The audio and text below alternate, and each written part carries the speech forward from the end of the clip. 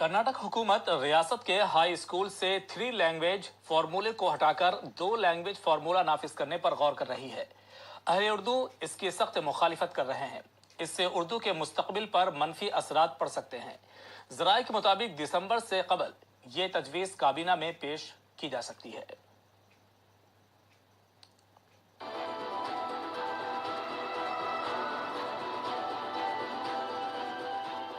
कर्नाटक में उर्दू जबान पर खतरे के बादल मंडला रहे हैं।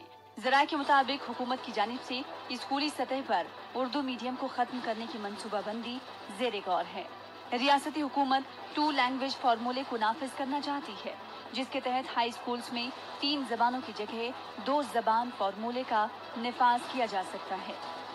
अगर इस फार्मूले पर अमल हुआ तो कई उर्दू मीडियम हाई स्कूल्स पर ताले लग सकते हैं। हुकूमत का जवाब है कि तलबा को ज़बानें सीखने का इजाफी बोझ डालना मुनासिब नहीं है। कर्नाटक हुकूमत के इस मंसूबे से रियासत के उर्दू तबके में काफ़ी बेचैनी देखी जा रही है। अब जो 2 ज़बानें इख्तियार अगर कर रहा है बच्चा, अंग्रेज़ी और इलाक़ाई ज़बान कन्नड़, तो लाज़िमन उसको अपनी मादरी ज़बान उर्दू से महरूम होना पड़ेगा। और ये किसी को मादरी ज़बान में तालीम हासिल करने से रोकना दस्तूर हिंद में दिए गए दस्तूरी हुकूक़ की खिलाफ वर्जी है। और ना सिर्फ दस्तूरी हुकूक़ की खिलाफ वर्जी है, बल्कि ये सीधा ये मामला जो है तहफ़्फ़ुज़ इंसानी हुकूक़ के तहत भी आता है। कर्नाटक में 1968 से सह-लिसानी फार्मूला नाफिज है।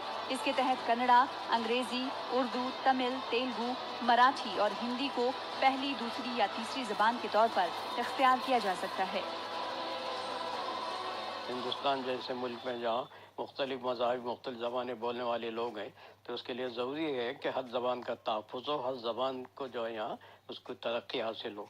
इसके लिए मैं हुकूमत से मुतालबा करता हूँ कि अक़लियती नुमाइंदों की एक मीटिंग बुलाएं और उसमें उनके नज़रियात को सुने।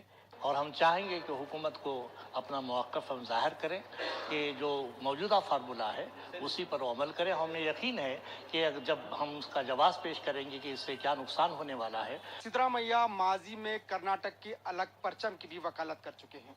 अब जो ज़ू-लिसानी फार्मूला सिद्धरामैया आजमाना चाहते हैं, बज़ाहिर तौर पर दोनों इक़दामात से ऐसा लगता है कि वज़ीर आला रियासत के सख्त गिर कन्नड़ नवाज तबके को खुश करना चाहते हैं।